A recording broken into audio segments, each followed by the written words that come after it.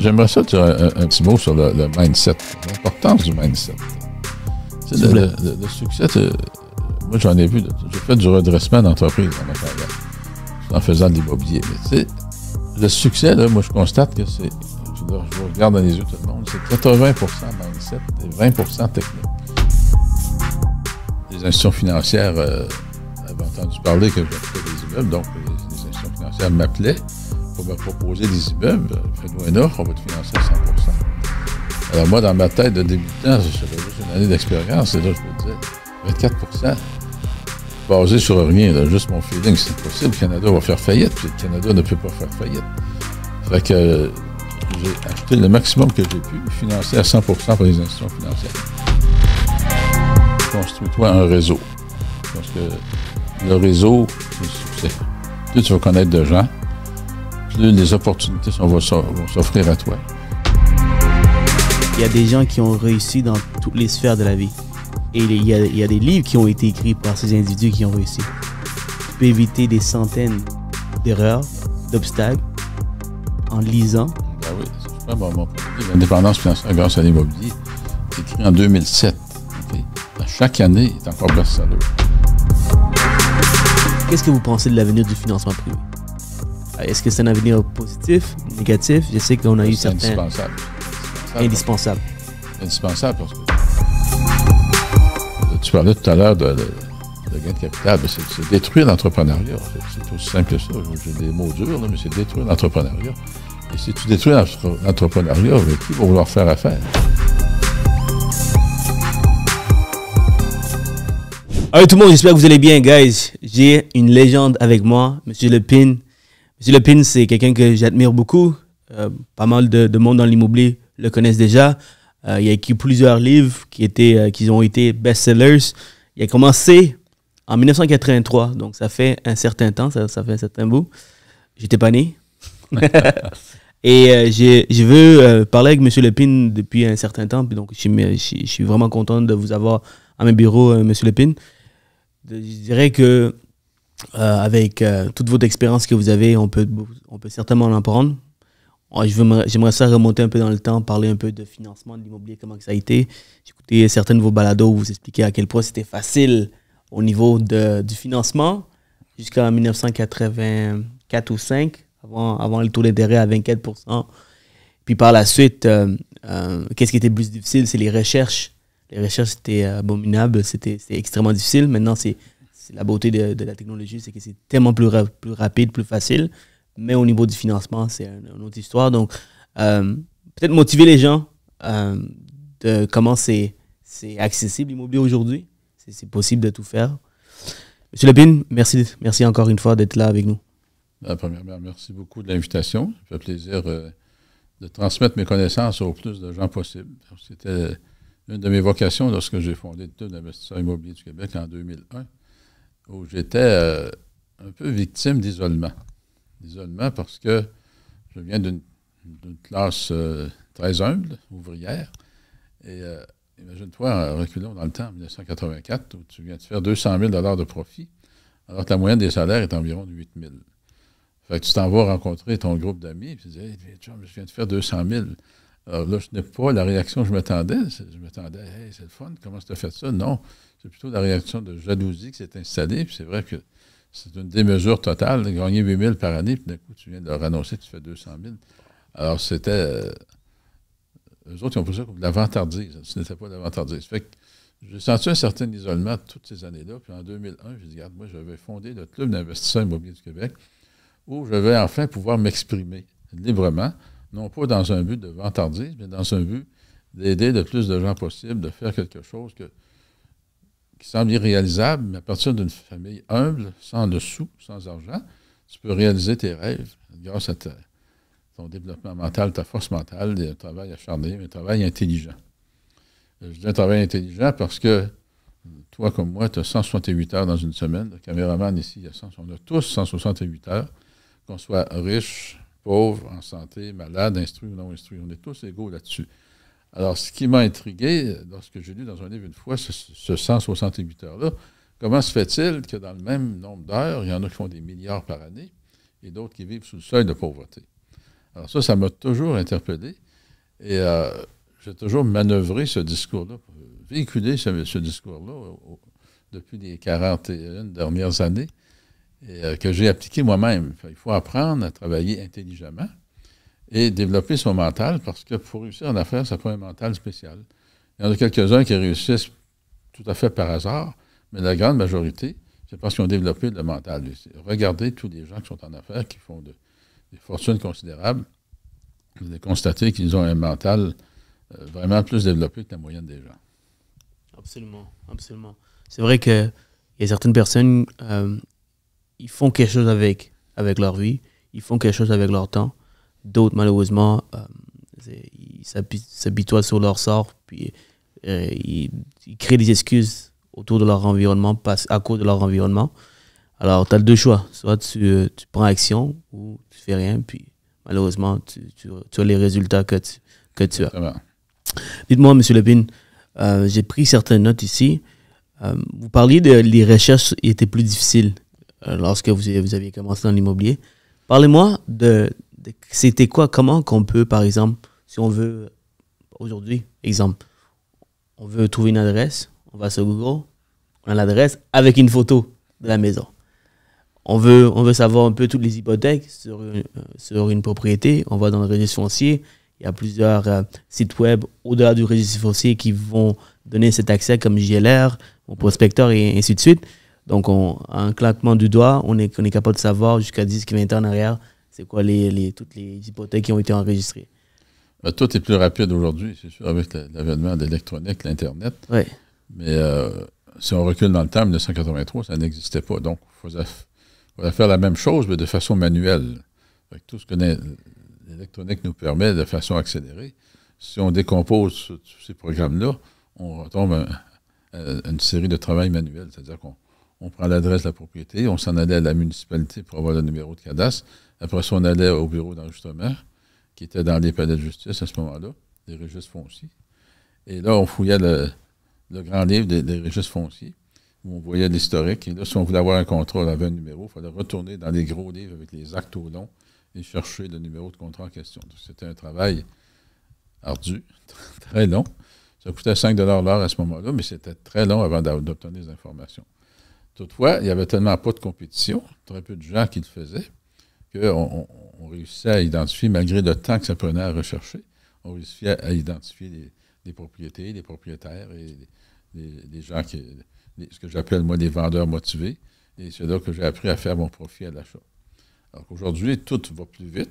Évidemment, lorsque tout va plus vite, c'est accessible à tout le monde et il y a plus de compétition, il y a plus de gens qui cherchent. Mais de l'autre côté, c'est très stimulant. Il y a plus de gens qui cherchent, donc il y a plus de transactions immobilières. Et je pense que tout ce qu'on a fait dans le club immobilier et toutes les compétitions qui sont installées avec, on a changé totalement l'image immobilière du Québec. Parce qu'on a rendu ça, l'accès à la propriété, beaucoup plus facile, accessible à tout le monde par l'information, par la formation. Et là-dessus, on est très, très fiers d'avoir fait ça. Absolument. Absolument. J'ai de la misère à juste imaginer le nombre de visites qu'on doit faire, de déplacements qu'on doit faire pour aller chercher une information, une adresse.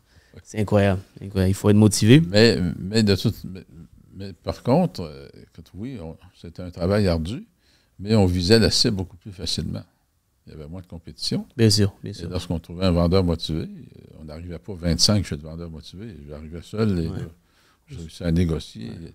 Les gens, écoute, dans les années 80, 70, les gens étaient totalement ignorants de la valeur de leurs immeubles. Alors, au début des années 80, il est arrivé une série d'investisseurs qui, eux autres, avaient pris conscience de ces valeurs-là et ils ont profité de la situation. Ils ont racheté des immeubles. À ce moment-là, j'étais à Québec, dans le quartier Limoilou. Les transactions à bras-cadavres. Mon premier immeuble, c'était un 5 logements. Je l'ai payé 55 000. Alors, aujourd'hui, le même immeuble vaut 800 000. Alors, tu vois que dans le temps, il y a eu une inflation constante malgré les soubresauts qu'il a pu y avoir. Il y a eu des inflations, il y a eu des déflations, surtout en 1990-91, lorsqu'il y a eu le crash, l'éclatement de la bulle immobilière qui a fait du jour au lendemain, les propriétés ont baissé de 50 %. Parlez-moi un peu de... On va reculer un peu en arrière. En 1984, les taux d'intérêt étaient à 24 %. Oui. C'était comment à 24%? C'est formidable. Ah ouais, c'était bon? C'est formidable. En tout cas, à cette époque-là, c'était formidable parce que, écoute, moi, j'étais dans un mode d'acquisition. J'avais lu mon petit livre que je te parlerai peut-être tout à l'heure. Et les institutions financières avaient entendu parler que j'achetais des immeubles. Donc, les institutions financières m'appelaient pour me proposer des immeubles. Fais-nous une offre, on va te financer à 100%. Alors, moi, dans ma tête de débutant, j'avais juste une année d'expérience. Et là, je me disais, 24%, basé sur rien, là, juste mon feeling, c'est possible. Le Canada va faire faillite, puis le Canada ne peut pas faire faillite. Fait que j'ai acheté le maximum que j'ai pu, financé à 100% par les institutions financières. Et j'ai vu juste parce qu'un an plus tard, c'est parti de 24 à 8%. Okay. Fait qu'imagine la valeur de mes immeubles. Mes immeubles ont triplé de valeur. On parle de quel type d'immeuble? Est-ce que c'est des multilogements? Des petits, des 3, 8, 9, 5. Puis lorsque vous avez acheté à 24%, est-ce que vous aviez à sortir de l'argent de vos poches ou c'était plus... non, les banques c'est à 100%. Oui, ça je comprends. Oui. Mais le montant mensuel, les paiements mensuels... Non, ça faisait ses frais tout le temps, partout. Partout. Même financé à 100%. Mais je ne les payais pas cher. Là, okay, à 24%, les banques étaient heureuses de se débarrasser de l'immeuble pour ne pas avoir à l'administrer et à le supporter. Donc, même si j'étais financé à 24%, j'avais un cash flow tout au moins égal ou un peu positif. Pensez-vous qu'aujourd'hui, là, les taux ont commencé à baisser, mais qu'on peut un jour se rendre à 10-12%? Ben, écoute, rien n'est impossible. On le voit dans d'autres pays, entre autres en Argentine, où il y a des inflations. Rien n'est impossible. Mais ici, au Canada, on est dans une situation privilégiée. On est ce que j'appelle, moi, la terre promise mondiale. Là.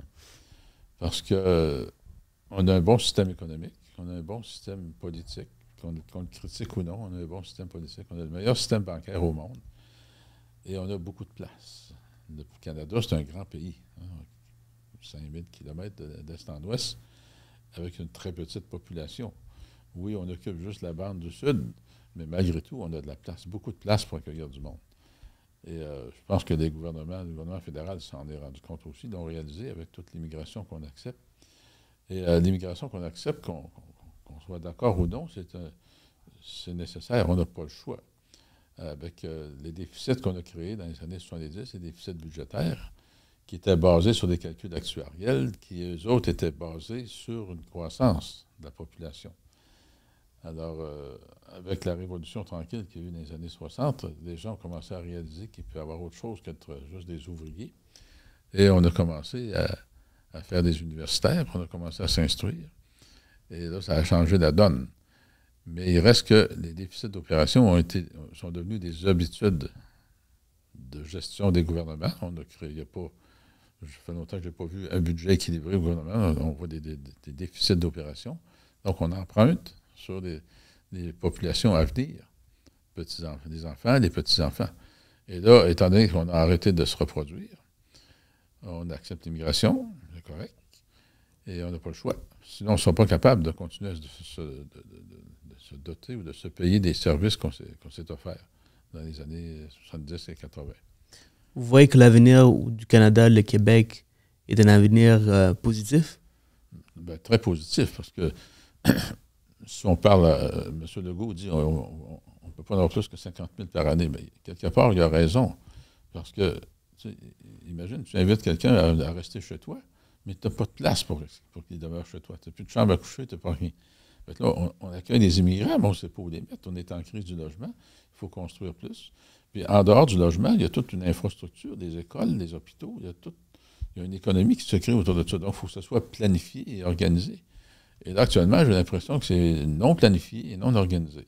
On décide d'accepter du monde pour une raison, mais ça prend des infrastructures pour tout le système pour augmenter une population. Certainement. Qu'est-ce que vous pensez, que vous voyez que c'est positif? C'est drôle parce que dernièrement, je vais souvent aux États-Unis, en Floride, où vous habitez également. Vous habitez dans quelle ville? Pompano Beach. OK. C'est-tu loin du Palm Beach ou Fort Lauderdale? C'est voisin de Fort Lauderdale. OK. Et environ 40 minutes de Palm Beach. Palm Beach, OK, excellent. Et je parle du Canada, puis les Américains, ils ne sont pas des grands fans actuellement à cause de ce qu'ils entendent dans les médias.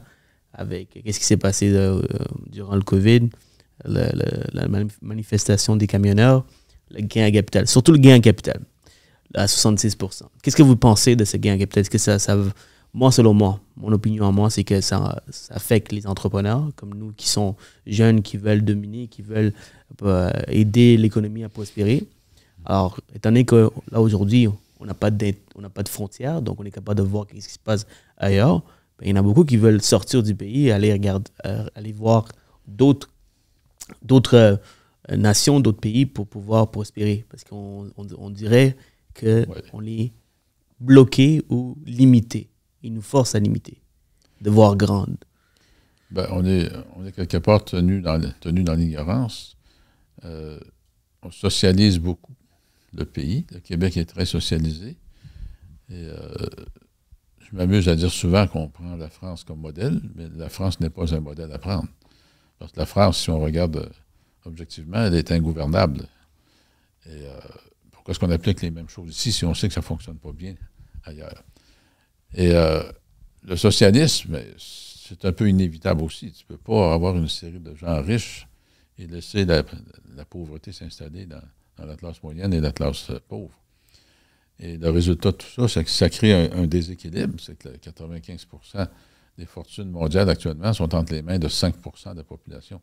Donc, c'est un énorme déséquilibre qui n'a pas lieu d'être. C'est pour ça que les gouvernements répondent à un socialisme à plus grande échelle que ça ne l'était auparavant, parce que les populations vont croître, l'étranger vient s'installer ici, donc il faut instaurer des mesures sociales, puis beaucoup de ces étrangers-là viennent ici parce qu'on a un bon pays, on a des bonnes mesures sociales, mais le socialisme, évidemment, c'est du populaire. Les gouvernements, pour se faire réélire, vont prendre des décisions populaires qui vont attirer des votes. Et peut-être que certains politiciens qui vont nous écouter ne seront pas d'accord, mais c'est la vérité. J'ai fait de la politique municipale à petit niveau et je n'ai fait qu'un mandat parce que je n'étais pas d'accord du tout avec ce qui se passait là-dedans. Que tout était fait en fonction de la réélection prochaine et non pas pour le bien de la population. Je dis, moi, regarde, moi, je m'en fous. Mettez-moi à la porte. Ne me réélisez pas à la prochaine élection. Je suis ici pour rendre un service à ma population et non pas pour me faire réélire la prochaine fois. S'ils sont contents, ils me rééliront. S'ils ne sont pas contents, ils me foutront à la porte. Mais malheureusement, ce n'est pas la situation politique. Et les partis politiques, tant qu'à moi, tu es obligé de suivre la ligne du parti, sinon tu te fais exclure du caucus. Donc, tu n'as pas vraiment le droit à tes opinions. Tu es obligé de suivre les opinions de quelques individus qui forment le parti. Alors, est-ce qu'on s'en va vers des dictatures camouflées ou des mini-dictatures? Ça ressemble quelque part à ça. Lorsqu'il y a eu le COVID, on a eu plusieurs réactions à tout ça. Et Maître Guy Bertrand qui s'est opposé avec quelques individus, puis il y avait peut-être une dictature légère. Il n'y avait pas complètement tort de voir que la façon que la crise du COVID s'est produite, je pense que les individus en place faisaient pour de mieux, mais est-ce normal que pendant un an, le premier ministre s'en va à la télévision, puis il nous infantilise? C'est dangereux le COVID, faites attention, sortez pas. Tous les jours, il allait faire peur à la population. Et ça a eu un impact très négatif. Peut-être ça a protégé la population, mais du point de vue mentalité. Moi, je suis passé l'hiver en Floride, puis quand je reviens ici, ça me prend un mois à me réadapter au Québec parce que la mentalité est dans la peur. Fait qu'il faut cesser d'épeurer les gens, il faut les encourager, il faut les montrer comment faire, et non pas les tenir dans l'ignorance. Dites-moi, vous étiez en Floride pendant le COVID. C'était comment la mentalité là-bas durant ce moment? Ouais. C'est parce que la Floride, je pense que eux, ils étaient dans un pays libre dans ce temps-là, right? Il n'y avait pas de masque, pas autant de restrictions. La Floride a fermé complètement pendant une couple de mois. Okay. Tout était mort. Je n'étais pas là quand notre bébé est né en 2020. Alors, on est allé en décembre 2020. Donc, le pire de la crise était fait. Mais après ça, c'est comme si rien n'était. Il n'y avait pas de masque, il n'y avait pas de mesures. Parce que Ron DeSantis ne croyait pas à ça, je pense. Et la vie a repris, parce que l'économie était complètement à terre. Le tourisme n'y allait plus, il n'y avait absolument plus rien. Et puis, en fin de compte, ils n'ont pas été plus malades qu'ailleurs. Alors, je ne veux pas passer pour un complotiste, là. Je ne suis pas complotiste, mais il y a certaines évidences qui nous sautent aux yeux à un moment donné. Et il ne faut pas infantiliser la population, il faut plutôt l'encourager et arrêter toutes ces mesures sociales-là. Tu parlais tout à l'heure de gain de capital. Ben c'est détruire l'entrepreneuriat. C'est aussi simple que ça. J'ai des mots durs, là, mais c'est détruire l'entrepreneuriat.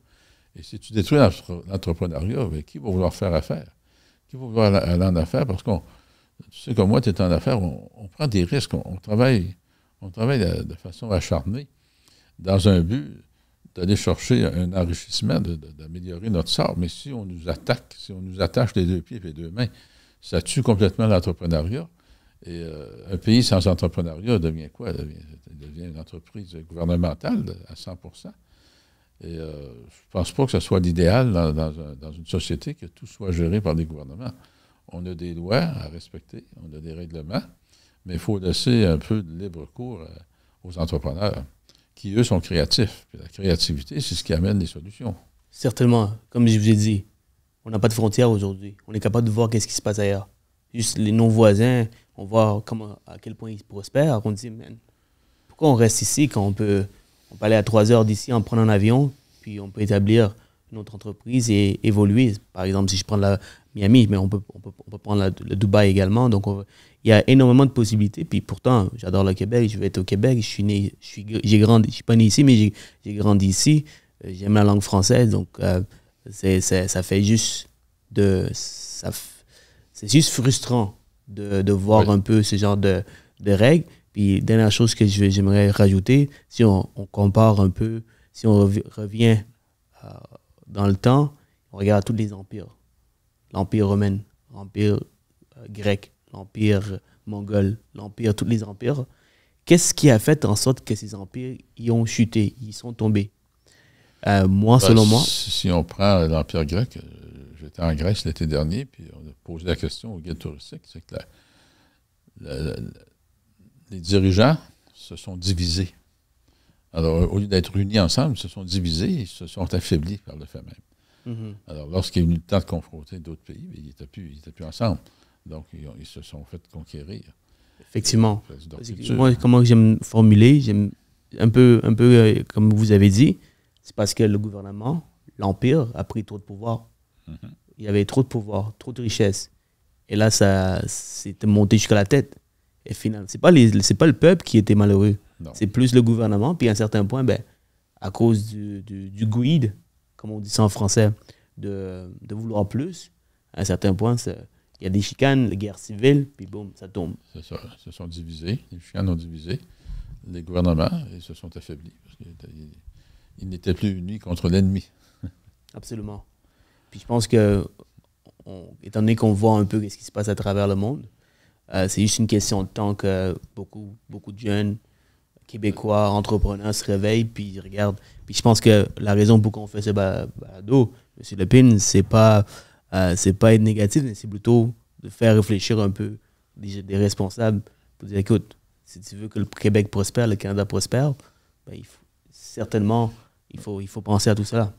Tu sais, la syndicalisation, je ne suis pas anti-syndical, mais je pense qu'ils ont un peu trop de pouvoir actuellement.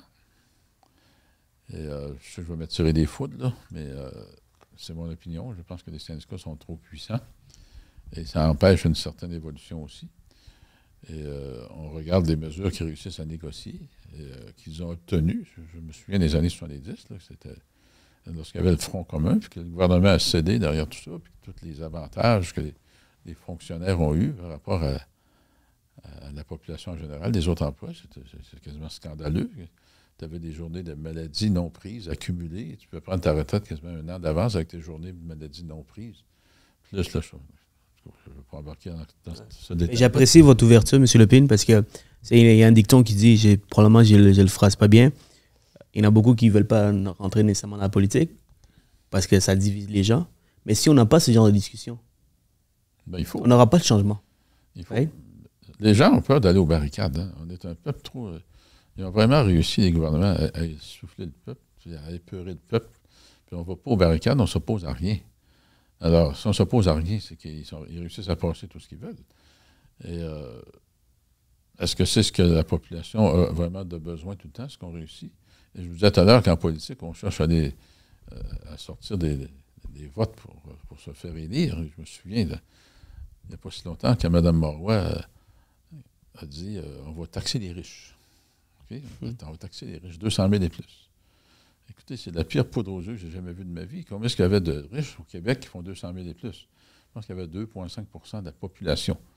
Alors, mais ça attirait des votes populaires de l'autre côté. On va taxer les riches. Mais ça n'a rien amené de plus parce que les riches sont capables de se payer des fiscalistes. Donc, c'était une donnée populaire pour réussir à se faire réélire éventuellement. Alors, c'est ça, la politique. Je ne dis pas que c'est juste comme ça. C'est juste au Québec, c'est le même, c'est partout comme ça. C'est comme ça partout. C'est des modèles qui se copient.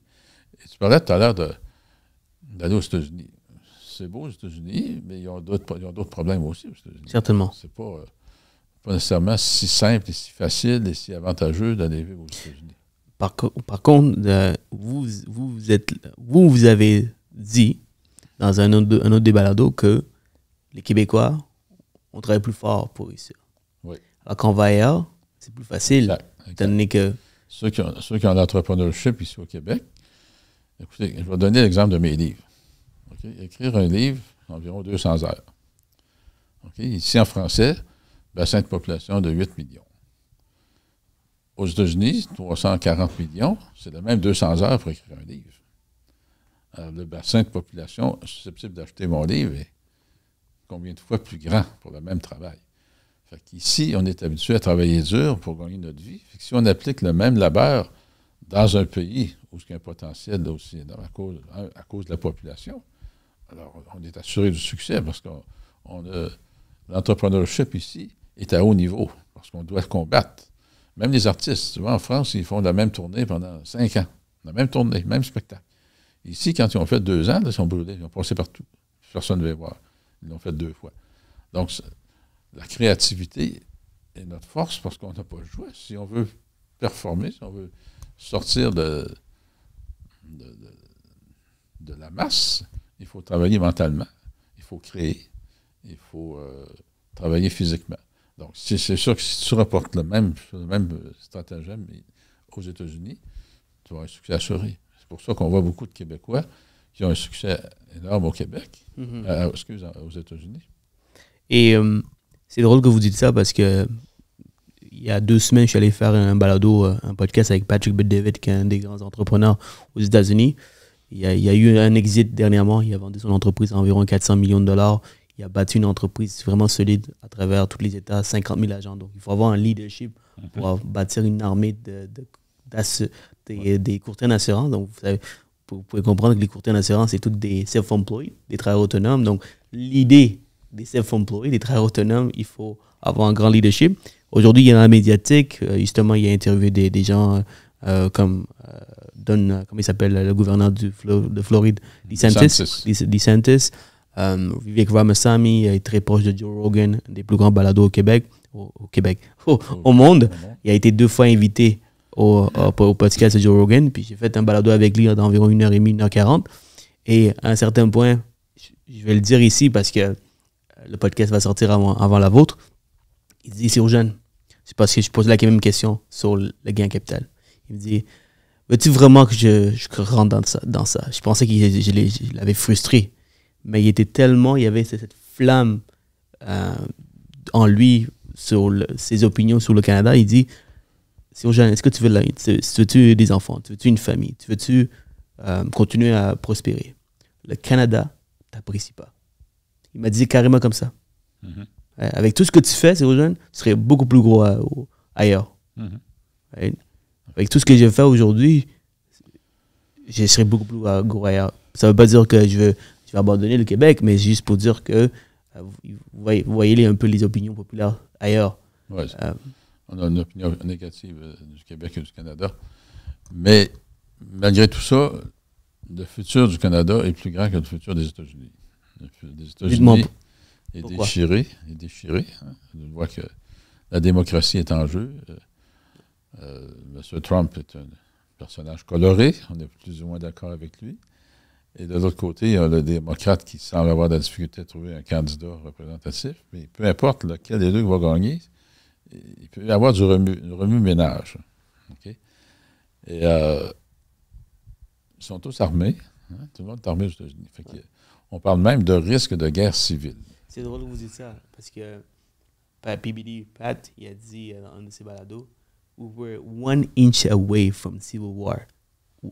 1 centimètre de près pour avoir une guerre civile, parce que si, avec le fusillade de Donald Trump, s'il serait passé quelque chose, ça aurait été une guerre civile totale. C'est ça. Alors oui, je ne l'invente pas, plusieurs personnes n'en parlent. Et c'est une des décisions qui me ralentit d'aller vivre aux États-Unis, parce que je n'ai pas le goût, à mon âge, de vivre une guerre civile. Et c'est très facile, parce qu'ils sont tous armés. Et puis, j'avais des amis, des gens qui sont des 15-80 ans, qui ont des armes dans leur maison. Pourquoi tu as ça? Bien, j'ai pas le choix. Il faut que je me protège, Fait qu'il y a une mentalité de guerrière et de protection derrière tout ça. Mais le Québec, c'est sûr que le Canada, il faut aller aux barricades. L'année passée, j'étais invité à la Corpic. Je m'invite à la Corpic souvent parce que je dis tout haut ce que les gens pensent tout bas.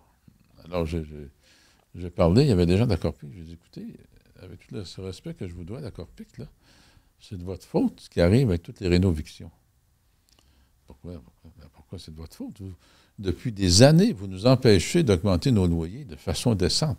Vous nous barricadez. Alors, le résultat, c'est que les gens ne sont pas capables d'entretenir leurs immeubles. Et puis là, vous êtes surpris qu'aujourd'hui, un groupe de gens formés, dont je suis le principal formateur, arrivent et font de la rénoviction.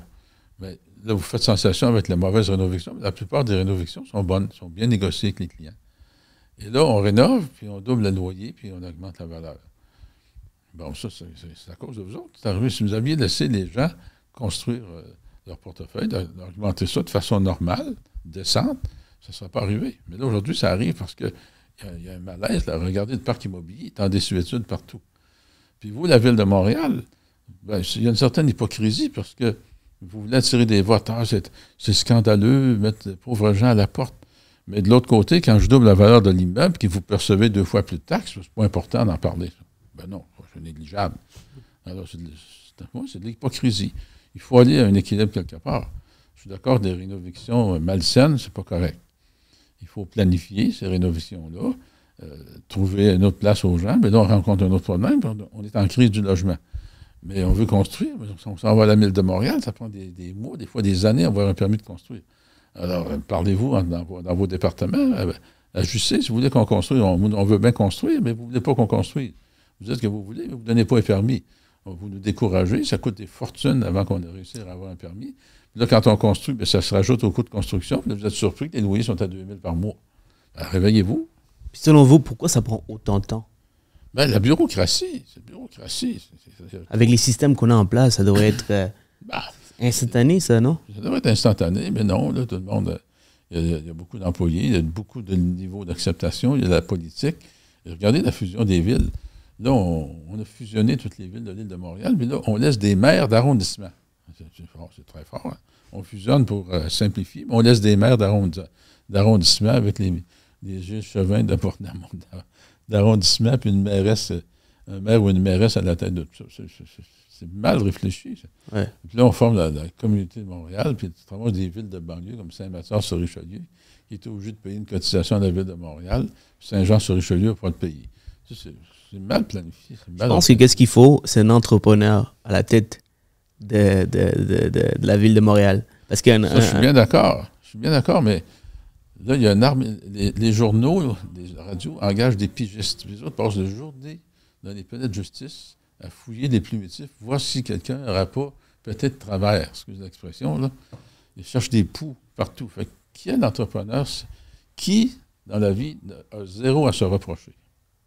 Ouais. Hein, ça, c'est la question de base. Les entrepreneurs ne prennent pas de chance. À moins que ce soit un entrepreneur qui est avide de pouvoir, il va faire le saut en politique. Parce que c'est un enfer en politique. Regarde en politique municipale toute la série de maires et de mairesses qui donnent leur démission à cause des pressions. Alors, qui est intéressé, à moins d'être avide de pouvoir, de s'en aller en politique? Un entrepreneur sérieux, prospère, pourquoi est-ce qu'il va lâcher ses entreprises? Il faut qu'il mette ça dans une fiducie sans droit de regard. Il va scraper sa vie pour aller passer quelques années en politique pour ramasser un fonds de pension ridicule. Alors, probablement un entrepreneur peut-être retraité, parce que si on va comme une business, dans business, ouais. C'est des idées que je lance ici. En business, c'est que on veut des systèmes en place. Oui. On veut que ce soit le plus fluide possible. Oui. Mais par exemple, avoir des maires un peu dans chaque coin de la ville versus un entrepreneur qui voit ça, qui voit les systèmes, qui comprend que les systèmes, c'est ça qui permet d'évoluer une entreprise, d'avoir une certaine réussite, ben, ça, il va. Il y en a eu des bons entrepreneurs. Regarde, on en a un qui vient de démissionner. Pierre Fitzgibbon n'a pas besoin d'argent pour vivre. C'est un entrepreneur sérieux qui a réussi. Et là, soudainement, il démissionne parce qu'il n'est plus heureux. Bon. Si on fouillait derrière tout ça, je me pose des questions. Je ne dis pas que ce n'est pas la vérité, mais je me pose des questions. Pourquoi un gars comme ça, très qualifié, très performant, qui tient à ses idées, qui est capable de dire ce qu'il pense, tout d'un coup, il démissionne, en plein milieu de son mandat? Moi, ça me fait poser beaucoup, beaucoup de questions sur la vraie cause de sa démission. C'est clair. Et combien en politique, regarde, d'un coup, Pierre-Carl Péladeau, qu'on soit d'accord avec lui ou non, il dirige un empire, même si c'est pas lui qui l'a parti de zéro, il a contribué quand même à la faire prospérer. Il s'en va en politique, puis du jour au lendemain, il démissionne, alors qu'il aurait pu être nommé premier ministre. Alors, c'est quoi le dessous de toutes ces choses-là? Selon vous, pour... Ah ben, non. J'ai aucune donnée me permettant de donner mon opinion là-dessus. Mais c'est pas normal. Il y a quelque chose de pas normal quelque part qui se passe dans toutes ces choses-là. Quelles sont les pressions, que ce soit familial, que ce soit politique? Peut-être il a plein à perdre. Il domine un empire ici au Québec. C'est sûr que financièrement, il y avait plein à perdre. Mettre son empire dans une fiducie sans droit de regard, c'est un non-sens pour un entrepreneur. Ça a du sens pour la politique, pour avoir la théorie des mains blanches. Mais pour un entrepreneur, va tout scraper pour être nommé premier ministre du Québec pendant peut-être un seul mandat? Alors, pensez-y bien. En tout cas, moi, je penserais bien gros avant de mettre ça haut encore. On va changer de sujet, mais avant de le faire, l'anglais. Right? Vous êtes pour l'anglais? Je suis certain, je suis pour l'anglais. Je suis pour garder notre culture. Le Québec, effectivement, on est une société distincte du reste du Canada. Juste à se promener dans le pays, puis on voit qu'on ne pense pas pareil, on ne s'amuse pas pareil, on n'a pas la même notion d'affaires. Pour ne pas dire la plupart du monde n'a aucune notion d'affaires au Québec. Mais on est isolé, on est vraiment isolé, et l'isolement nous empêche de croître. Moi, j'ai appris l'anglais de façon diplôme, je suis rendu à 75 ans, puis je ne parle pas parfaitement anglais. Ça n'existait pas à mon école, à la petite école. Puis mes parents n'avaient pas d'argent pour m'envoyer suivre des cours privés partout. Alors, la population du Québec est tenue un peu en otage du point de vue langue, pour nous garder ici, captifs. Puis c'est vrai que ça marche, on est captifs ici. Alors, c'est le nombre de fois. Tu vas en Floride l'hiver, puis tu vois la gang de Québécois qui ne parlent pas anglais, ils sont tous ensemble. Si tu vas sur la plage, puis tu vois un grand cercle de chaises, là, t'es sûr que c'est des Québécois. Il y en a un, c'est la gang qui parle, fait que là, ils se tiennent à lui pour être capable de se faire traduire. Un nombre de fois que je fais un épisode en anglais, parce que c'est un podcast bilingue, puis je mets sur YouTube, puis il y a tout le temps un là-dessus qui m'écrit « Hey, on parle français ici. Right? » Mais ce qu'il ne comprend pas, c'est que ce qu'on doit comprendre, c'est que l'anglais, il y a combien de millions et milliards de personnes qui parlent. Alors en affaires, c'est l'affaire universelle. Exactement, en affaires, ça va uniquement t'aider. Right? Ça, je suis d'accord. Tandis que le français ici... Ça va uniquement aider, sauf que c'est une certitude aussi que le français va aller en perte de vitesse. Mais de toute façon, il est déjà en perte de vitesse avec l'immigration. Quelle est la langue que les gens parlent à la maison? Les immigrants, est-ce qu'ils vont se mettre à parler français? Toi, tu viens du Pakistan. Sri Lanka. Sri Lanka, j'imagine que chez toi, ça parlait le Sri Lankais. Ça ne parlait pas le québécois. Alors, je ne sais pas comment ils vont s'y prendre, où ils vont forcer la francisation, mais dans les foyers, ces gens-là parlent leur langue et c'est tout à fait normal. C'est tout à fait normal que tu parles ta langue dans ta résidence. Donc, automatiquement, est-ce que le français va être en perte de vitesse? Ben, d'après moi, oui. Il me semble que c'est une logique. À moins que tu acceptes juste les immigrants qui viennent du Maghreb, d'Algérie, de la France, de la Tunisie puis du Maroc. Mais à part de ça, les gens, puis même eux autres, la plupart sont d'origine arabe, donc ils vont parler arabe entre eux. Alors, le français, je n'ai pas une forte opinion sur la capacité de le garder. Moi, personnellement, ce que je pense, M. Lepine, c'est que c'est bien d'avoir ces règles pour protéger la langue. J'adore le français, je trouve que c'est une très belle langue. Par contre, c'est de limiter d'accès l'anglais, parce que combien de Québécois je connais qui parlent zéro anglais, qui comprennent absolument rien du tout. Right? Non, Ces gens-là, ils se limitent à prospérer parce que vous avez dit tantôt, on est quoi, 7-8 millions ici au Québec? Mais du moment que tu sais, tu as des visions très grandes, mais toujours limité, là, je dois aller dans le monde anglais, dans l'ouest du Canada ou dans les États-Unis, puis je parle pas l'anglais. Ben, c'est ce que je disais tout à l'heure, nous sommes gardés captifs. C'est volontaire de la part des politiciens de garder la population captive de par la langue. Donc, c'est sûr qu'on n'ira pas ailleurs, on ne sait pas parler d'autres langues.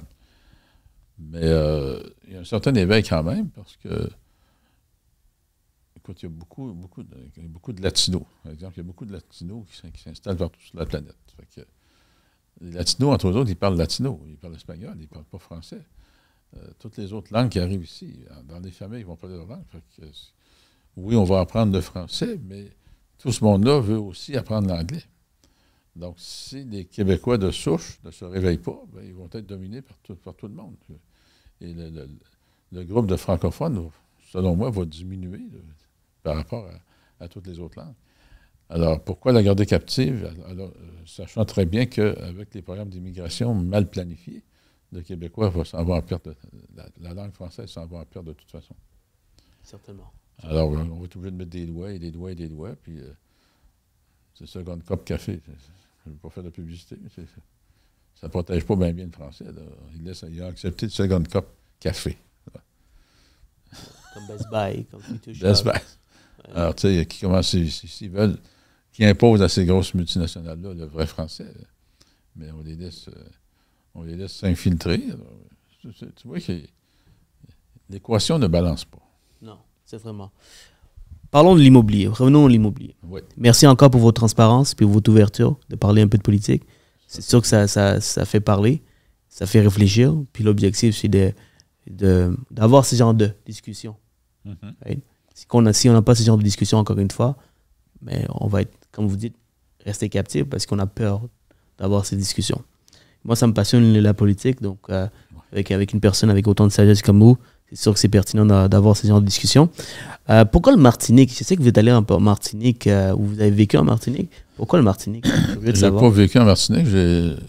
En 2010, j'ai donné une fin de semaine intensive de formation. Puis il y avait un homme de la Martinique qui a suivi la session. Puis il était impressionné et intéressé. Et quelques années plus tard, en 2016, il m'a invité à l'aider à fonder le club d'investisseurs immobiliers des Antilles, M. Éric Pétricien. Alors, depuis ce temps-là, qu'à chaque année, il m'invite à faire des conférences pour motiver les troupes, parce que c'est un département français, mais où il y avait l'esclavage. L'esclavage a été aboli, mais pour les gens de la Martinique, de la Guadeloupe, toutes les Antilles françaises, c'est dans leur gène. Puis je leur dis carrément, écoutez, c'est dans vos gènes. L'esclavage, mais c'est terminé. Arrêtez de sortir ça de vos gènes, ça n'existe plus. Et ils adorent mon discours. Fait qu'à chaque année, ils m'invitent parce que je leur compare. Cette année, le thème, c'était qu'on peut réussir chez soi. Puis là, je faisais la comparaison entre la Martinique et le Québec des années 60. Vous êtes exactement comme on était aux années 60. On a commencé à s'identifier, à s'affranchir. Donc, vous faites exactement la même chose. Puis regardez aujourd'hui, le peuple québécois, ben, il a pris de l'assurance. Il y a de plus en plus de gens qui ont réussi en affaires. Même le simple citoyen, bien, il connaît plus l'investissement, il connaît plus les données boursières. Il ne connaît pas juste le petit compte d'épargne. Fait que là, vous êtes rendu au même niveau. Et moi, je vois un très bel avenir parce que vous avez un endroit extraordinaire. Il faut juste que quelqu'un se réveille pour attirer le tourisme davantage, pour créer de l'économie, parce que vous avez la ville de Fort-de-France. Là, je leur fais une démonstration avec des photos. Je dis, regardez, tu as de la baie devant vous, là, puis tu as un énorme amphithéâtre. Là, tu as des maisons qui sont toutes construites. Puis là, tu peux avoir une vue extraordinaire sur la baie. Et là, c'est toutes des résidences. Puis si personne ne se réveille, il y a des tremblements de terre. Ces résidences-là vont toutes s'écrouler. Il va y avoir un drame humain. Mais là, vous dites, on ne peut pas faire ça. Mais vous allez être obligé de le faire tôt ou tard. Fait qu'il faut acheter ça, démolisser, puis reconstruire solide selon des nouvelles normes. Ça va être en quelle année, ça, cette discussion? À chaque année, 2016 et... Il n'y a pas de changement encore? Très lent. Non? quelques-uns, puis là, je leur donne des exemples. Regardez le collège qu'il y a là, l'académie. Pour construire là, ils ont démoli des maisons. Oui, c'est vrai. Je leur fais ouvrir les yeux. Écoutez, quand j'arrive là, la première année, j'étais impressionné. Je débarque de l'avion, la télévision était là, les radios, les journalistes de presse étaient là pour me passer des entrevues. Et si on compare le Québec, l'immobilier du Québec et la Martinique, les rendements, sont-ils là? C'est comparable parce que la Martinique, c'est le système français. Le système français, là, pour le financement, c'est affreux. C'est affreux comparé à nous autres. Là, il y a la loi, le monopole des banques français. J'ai voulu installer mon entreprise de prêt privé en Martinique pour leur aider. Je trouvais des solutions. Bon, on a pris des avocats de Paris pour nous conseiller, puis ils nous ont envoyé un rapport. C'est incompréhensible. Il y a tellement de lois, tu deviens en contradiction avec telle loi, puis en bout de ligne, on se serait fait mettre en prison parce qu'on allait à l'encontre des lois du monopole bancaire français. Vous êtes mis en... Non, je ne l'ai pas parti. Mais si je l'avais parti, il aurait pu m'accuser de vouloir briser la loi monopole des banques françaises et me mettre en prison. Vous n'êtes pas sérieux? Alors, je leur ai dit, écoutez, le financement là-bas, c'est prêt pour 25 ans, c'est 25 ans. Il n'y a pas de terme 1 an, 2 ans, 3 ans comme ici. C'est un taux fixe pendant 25 ans. Le refinancement n'existe pas. Pour qu'il y ait un refinancement, il faut vendre la propriété avec un nouvel acheteur. J'ai amené différentes solutions, mais ils ne sont tellement pas habitués à cette créativité-là que, là, on se pose des questions. Ça peut-tu se faire ici? Je vous dis, ça peut se faire. Là. Je l'ai étudié, j'ai payé pour. Mais ça ne bouge pas. Ça ne bouge pas, hein? Pas beaucoup. Quoique, malgré tout, il y a quelques individus qui sont devenus millionnaires à Martinique grâce à mes enseignements. Ceux qui ont eu un peu plus d'audace. Parlons du financement privé. Oui. Vous êtes un prêteur privé, gestionnaire de fonds privés. Société de Crédit Immo Québec. Société de Crédit Immo Québec, ça fait des années que vous opérez cette entreprise avec votre conjointe. Dites-moi, qu'est-ce que vous pensez de l'avenir du financement privé? Est-ce que c'est un avenir positif, négatif? Je sais qu'on a eu certains... C'est indispensable. C'est indispensable. Indispensable. C'est indispensable parce que les banques sont régies par la loi des banques avec des contraintes et ils n'ont pas le droit de passer plus que 80% en prêt conventionnel. Okay? Ça, c'est dans la loi des banques. Et prêt assuré, 95%. Et là, avec le prix des immeubles qui augmentent, avec les restrictions des banques, avec les craintes, je ne dis pas que c'est non fondé, mais avec les craintes que les banques ont, il manque toujours de l'argent. Et la lenteur du système, je sais, tu es courtier hypothécaire toi-même, la lenteur de prise de décision, ça n'a aucun bon sens.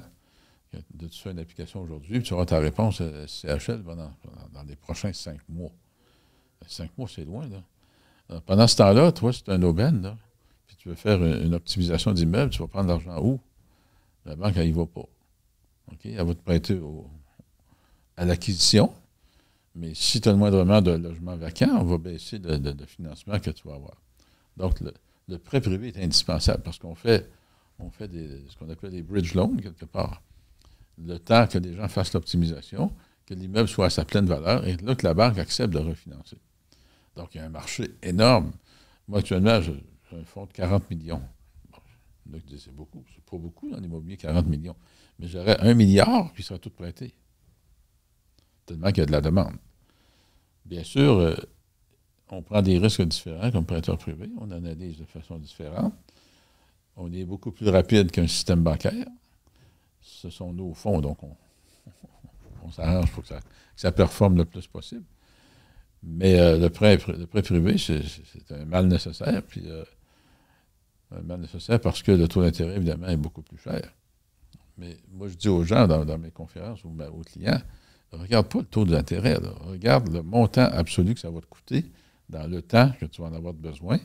Et ce montant absolu-là te permet de faire l'acquisition. Okay? Donc, si tu ne fais pas l'acquisition, tu n'auras pas de profit. Fait que si tu penses faire 1 million de profit, puis moi, je t'ai coûté 100 000, il t'en reste encore 900 000. Arrête de brailler, là. Arrête de pleurer. C'est grâce à mon argent que tu réussis à faire ton 900 000. Ce que les banques ne voient pas de la même façon. Alors, je ne critique pas le système bancaire. On a le meilleur système bancaire au monde, puis je suis très content qu'il soit sévère parce que c'est mon argent qu'ils ont là aussi. Donc, il faut qu'ils protègent mon argent. Mais si je regarde le programme APH SEDEC, bon, j'ai été le premier à le décrire au début, c'est un attrape-nigo. Attrape-nigo parce que tu es tellement financé haut et sur tellement de temps que ton cash flow tombe à zéro, ou presque. Ta capitalisation presque à zéro aussi, parce que c'est tellement amorti sur longtemps. Et ta plus-value, tu n'auras pas parce qu'il t'empêche d'augmenter tes loyers d'un certain point, plus qu'un certain pourcentage selon les normes de la régie. Donc, de ce côté-là, c'est un attrape-nigo. De l'autre côté, bien, ça a sauvé des situations parce que s'il n'y avait pas eu ce programme-là, beaucoup de gens auraient perdu leurs immeubles. Alors, on s'est installé sur l'APH SEDEC. L'autre côté négatif, c'est que là, actuellement, les banques sont. Il faut que ça arrête parce que les banques sont tellement confortables avec la SCHL qu'il n'y a presque plus de prêts conventionnels qui existent. On les envoie tous à SCHL, mais je les comprends aussi parce que quoi de mieux pour une banque d'avoir un gros prêt, jusqu'à 95 % de la valeur de l'immeuble, amorti pendant 40 ans et garanti par le gouvernement. Qu'est-ce que tu veux de plus comme banquier? Moi, si on m'offrait ça comme prêteur privé, je serais bien heureux.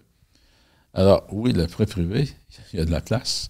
Et c'est là pour rester encore plus longtemps. Il y a un temps, j'ai pensé à cette fou idée. Je sais pas si folle idée. Je sais pas si c'est quelque chose qui est possible.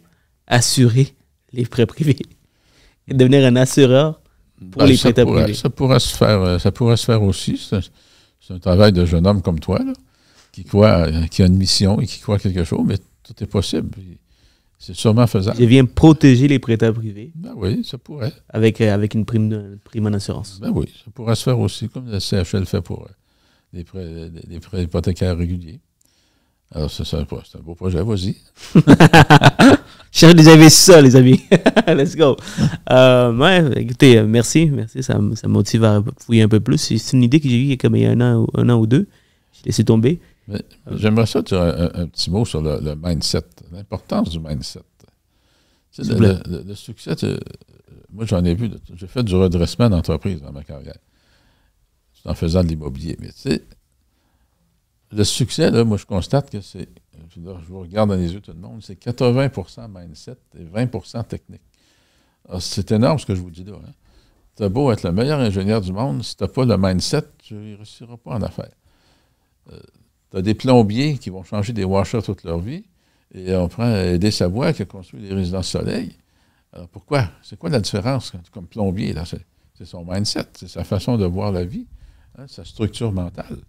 Alors si tu restes simplement technicien, bien, tu vas gagner ton salaire de technicien. Je n'ai rien contre ça, ça n'en prend. Mais le mindset est extrêmement important dans la vie et en affaires. Ça dépend, tu as 75 ans, pourquoi tu travailles encore? Tu n'as pas besoin de ça. Regarde, à un moment donné, tu outrepasses l'argent. Je ne travaille plus juste pour l'argent. Je travaille parce que j'aime ça. Je travaille parce que je me sens utile. Je transmets mes connaissances. Et j'ai une femme 30 ans plus jeune que moi. J'ai un bébé de 4 ans avec elle. Et ouais, mais es-tu malade? Non, je ne suis pas malade. Moi, j'aime mieux m'occuper de mon bébé de 4 ans qu'être assis dans une résidence personne âgée, de me bercer de même en attendant la mort. J'ai la santé pour. Mais pourquoi j'ai la santé pour? Il faut vraiment que mon mindset est fait pour quelque chose. Fait que oui, on est Québécois. On a une culture différente. On est capable de faire autre chose, mais développez votre mindset. Lisez des livres, allez à des conférences, mais entretenez-le. Le mindset doit s'entretenir autant que le corps. Là, vous dites que vous n'entretenez pas votre corps. Regarde, c'est un choix personnel, mais le mindset est très bon. Mon corps, il va très bien. Il est un peu grassouillet, mais mon corps, il va très bien malgré tout. Tout est en contrôle. Et je suis plein d'énergie. Je donne des conférences, des journées complètes. Et je suis capable de brûler n'importe qui parce que mon mindset est là. Je me sens fatigué des fois, mais je repense à mon mindset. Eux autres, ils me payent, non pas pour me voir fatigué, pour me voir en forme. Alors, je pousse la machine au maximum. Et ce que je fais, c'est applicable à tout le monde. Moi, je ne suis pas super intelligent. J'ai de l'expérience, j'ai une sagesse, mais tout ce que je fais, n'importe qui peut le faire. N'importe qui peut le faire. Je suis parti de zéro. J'ai eu aucun héritage. J'ai construit pas à pas, avec des erreurs comme tout le monde. Mais il ne faut pas s'arrêter aux erreurs. Il ne faut pas répéter les mêmes erreurs. Les erreurs nous servent à apprendre quelque chose, mais non pas à les répéter. Si tu les répètes, c'est parce que tu es un stupide. Arrête. Trouve-toi un job et arrête là. Alors, c'est important, le mindset. 80% du succès est mindset et 20% technique. McDonald's, vous connaissez ça, McDonald's? Est-ce qu'il fabrique les meilleurs hamburgers au monde? Je ne réponds pas, mais il y a toutes sortes d'opinions là-dessus, mais pourquoi que c'est eux autres qui vendent le plus d'hamburgers sur la planète? Hein? L'organisation. Alors, un immeuble, c'est la même chose. C'est un condo, optimise la gestion de ton condo immédiatement. Puis après ça, tu vas faire du copier-coller. Tout comme McDonald's fait. Ils ont un système parfait. Et c'est le maître franchiseur le plus modélisé au monde. Toutes les autres ont parti un peu de McDonald's pour faire des modèles de franchise. Alors pourquoi ne pas le faire dans l'immobilier? L'immobilier, c'est une entreprise, tu as des revenus, des dépenses d'opération, des dépenses de financement, puis tu vas aller chercher le maximum de revenus nets. Alors arrêtons de voir l'immobilier, bien, tu achètes ça, puis tu le revends à la fin, puis tu te ramasses avec un profit. Le plus important, c'est ce qu'il y a entre les deux. Entre l'achat et la vente, si tu fais une bonne gestion, tu vas optimiser ton immeuble, tu vas augmenter ta valeur économique par ton revenu net d'opération. À chaque dollar que tu augmentes tes revenus, à chaque dollar que tu sauves en dépenses, tu viens d'augmenter ton revenu net d'opération. Et aujourd'hui, tu multiplies ça par 12 fois pour 12 mois, par le nombre de logements, puis par 25 fois le revenu net. Fait que à chaque dollar, tu viens d'augmenter de combien la valeur de ton immeuble. Mais c'est une entreprise. Et là, ça m'amène aussi à parler, méfiez-vous.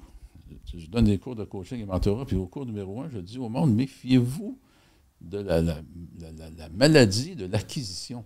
Vous voulez acheter, puis tu oublies ce qui se passe entre les deux. Ce qui se passe entre les deux, c'est la gestion. Et plus ta gestion est bonne, plus tu vas t'enrichir. Mais si tu achètes 100 logements ta première année, puis tu ne les gères pas du tout, tu vas toutes les perdre. Je te dis tout de suite, tu vas toutes les perdre.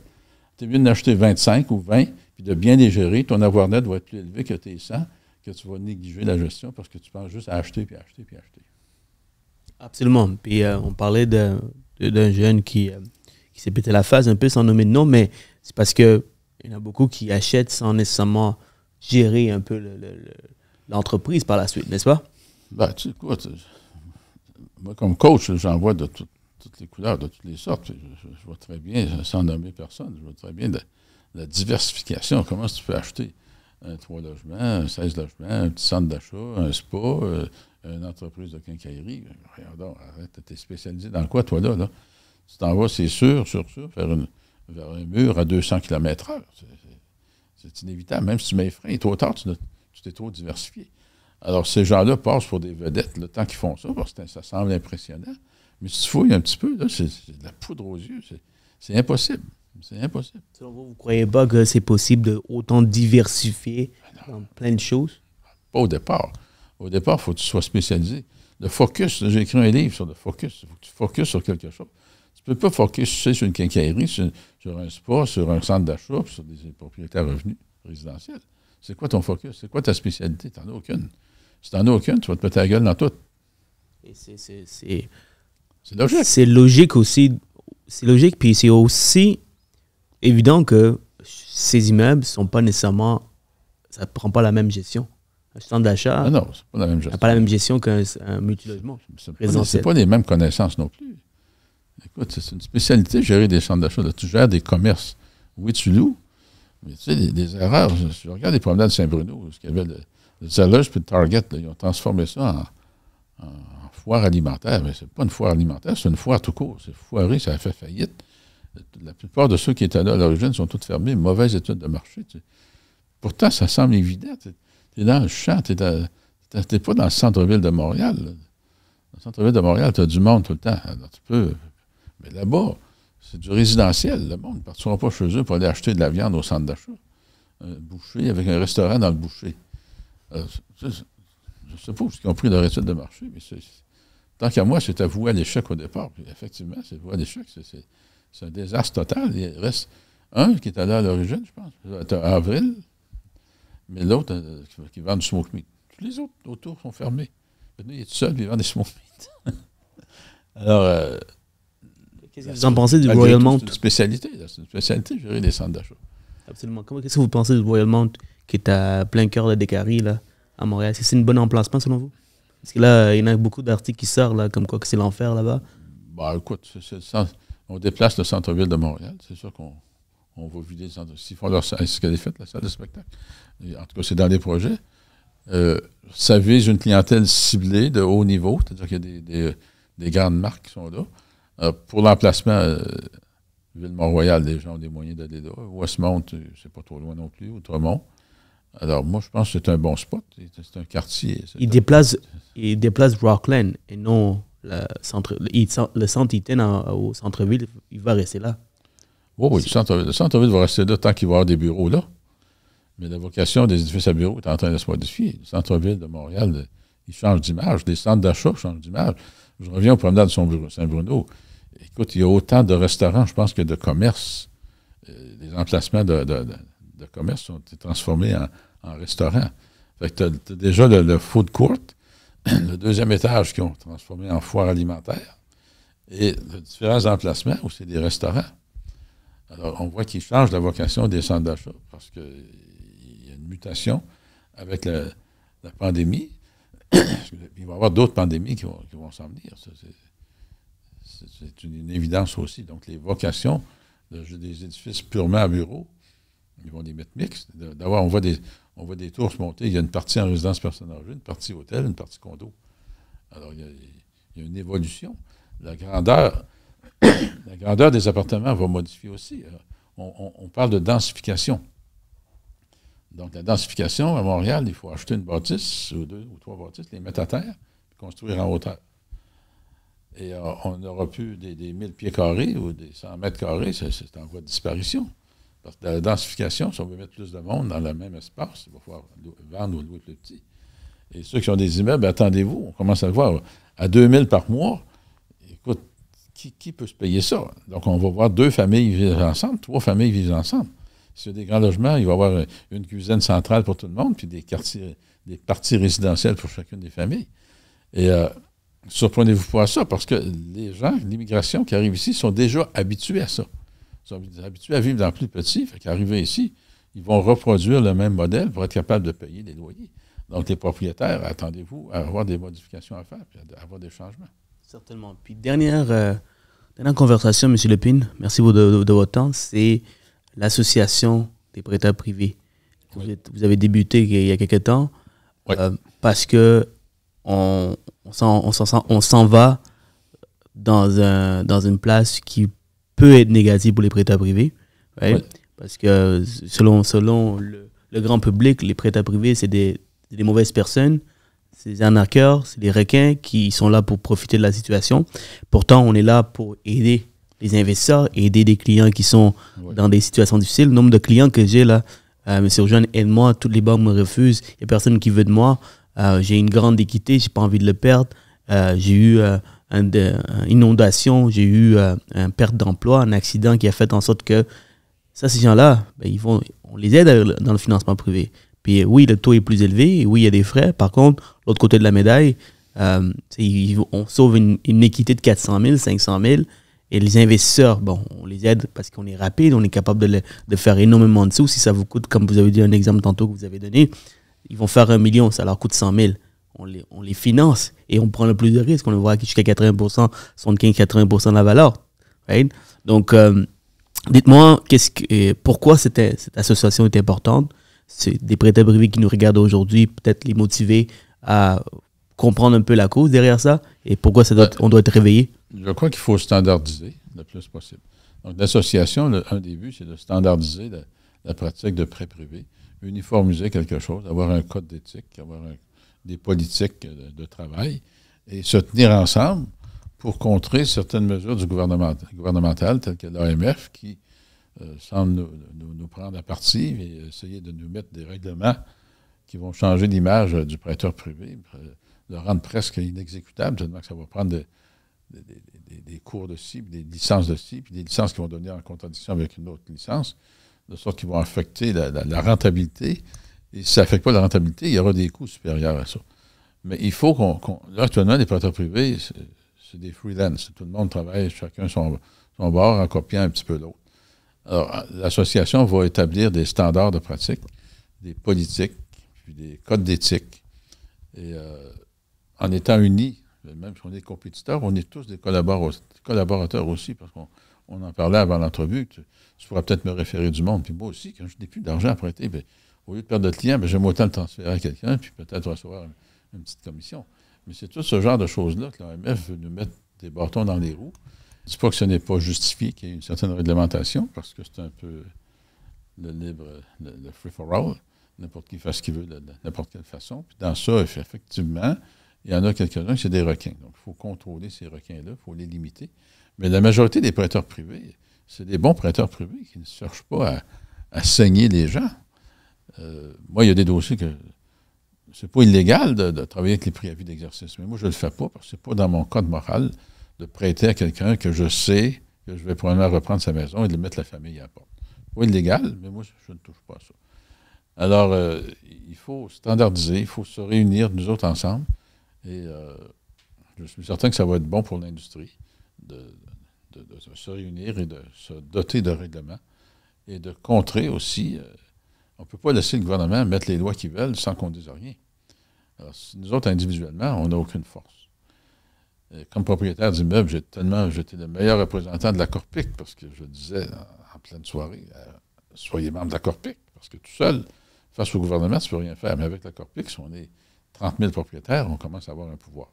C'est la même chose dans le prêt privé. Si on est 200 prêteurs privés dans une même association, on arrive au gouvernement, regarde, on est 200, on représente 2, 3, 4, 5 milliards de prêteurs privés, on peut avoir du poids. Mais individuellement, on n'a aucun poids. Et souvent, ce qui arrive, c'est que lui qui est mis dans l'équation pour pouvoir mettre des lois, il ne connaît absolument rien du financement privé. Ça, je parle du gouvernement.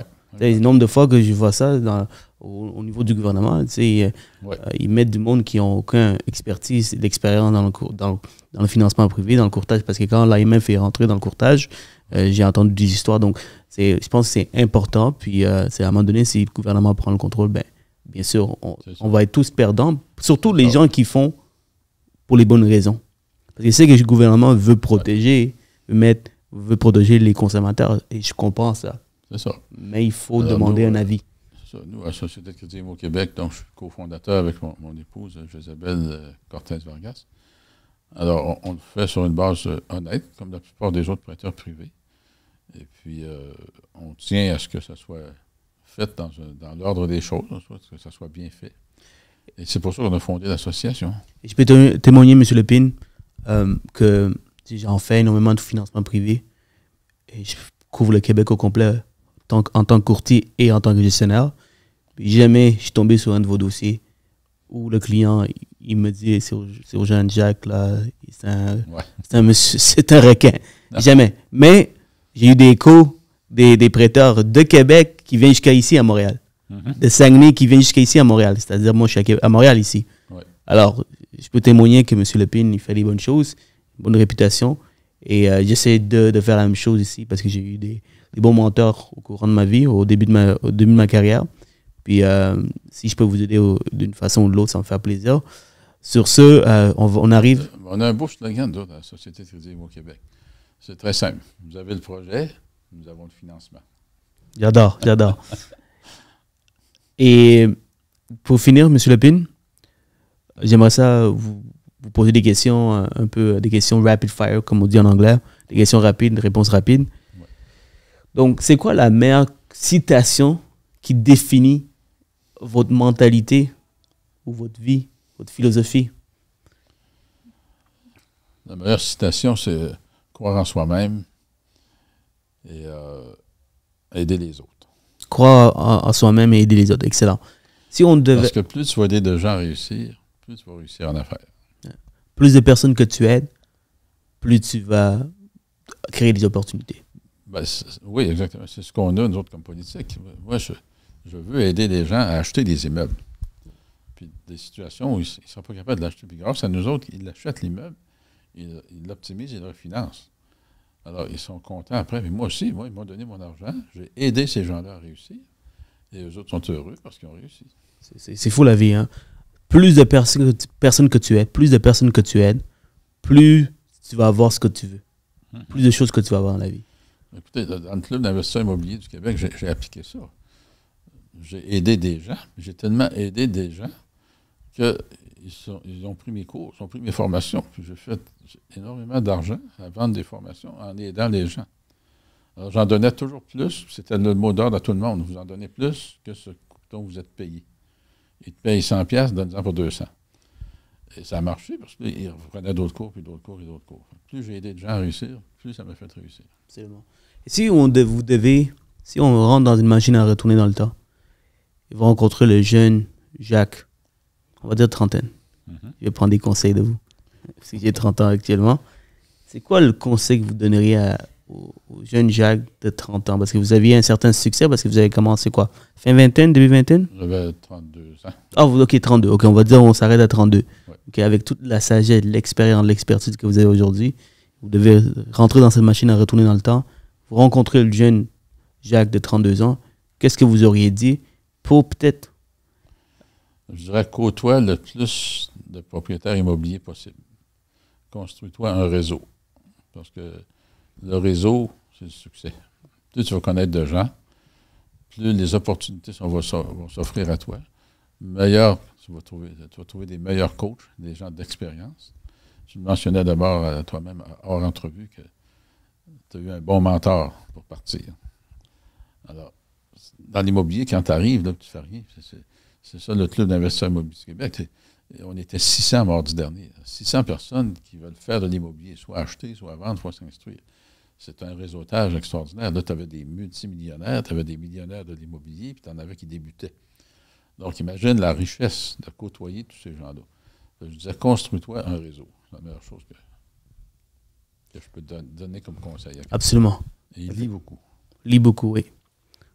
Ce que j'aime dire de lecture, c'est que tous les chemins ont déjà été tracés. Il y a des gens qui ont réussi dans toutes les sphères de la vie. Et il y a des livres qui ont été écrits par ces individus qui ont réussi. Tu peux éviter des centaines d'erreurs, d'obstacles, en lisant. Ben oui, je prends mon premier livre, L'indépendance financière grâce à l'immobilier, écrit en 2007. Okay? À chaque année, il est encore best-seller. À chaque année, je reçois des royautés, puis je vois le nombre de copies vendues, best-seller. Puis à chaque mois de réunion du Club d'investisseurs immobiliers du Québec, j'ai quelqu'un qui m'arrive avec le livre. Merci, M. Lépine, j'ai fait mon premier million avec votre livre. Là, je regarde le livre, là, il est tout raturé, tous des post-it dedans, puis ils l'ont lu et relu et relu et relu. Il y a tout dans ce livre-là, il y a tout. Alors, un bon livre, bien lu, écrit par un bon auteur, va donner tous les trucs que tu as besoin. Pour dernière chose, M. Lépine, chaque invité précédent pose une question et répond à une question. Alors, l'invité précédent vous pose la question.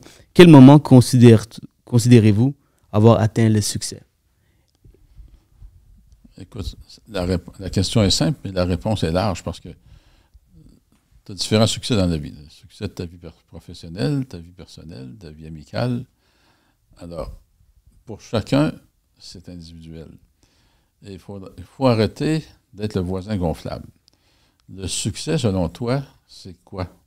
Selon chaque individu. Est-ce que le succès, c'est atteindre ton niveau à toi ou atteindre le niveau d'Elon Musk? Alors, pourquoi te donner quelque chose qui ne correspond pas nécessairement à toi? Alors, ton succès, c'est d'être épanoui dans ce que tu fais, selon tes aspirations à toi, et ne pas toujours te comparer aux voisins qui semblent avoir réussi plus que toi, parce que la réussite, c'est éphémère. Les biens matériels, c'est éphémère aussi. Tu peux tout perdre. Par exemple, j'ai perdu ma maison il y a 2 semaines, un feu, perte totale. Mais ça ne m'affecte pas parce que c'est du matériel, ça se construit. Alors, la réussite, c'est ton état mental, ce que tu vas réussir à t'auto-satisfaire et à transmettre aux autres. Wow, quelle belle réponse.